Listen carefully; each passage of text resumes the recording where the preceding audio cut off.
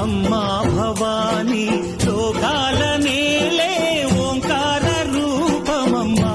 తల్లిని మహిమల్ని చూపవమ్మా